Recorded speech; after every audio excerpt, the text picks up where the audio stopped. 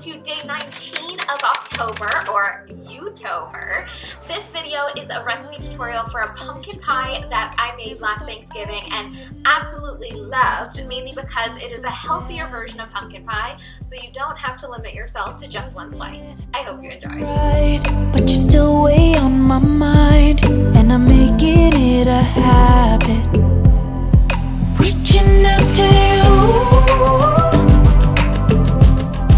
acting like a fool. Oh, wish I could undo everything I did, 'cause I'm reliving it.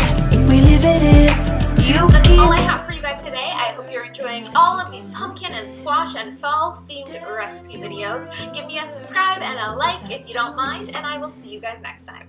Bye. Those words that I said to you then, can't get them out of my head. You keep moving forward, and I keep on looping, I keep on looping, I keep on looping.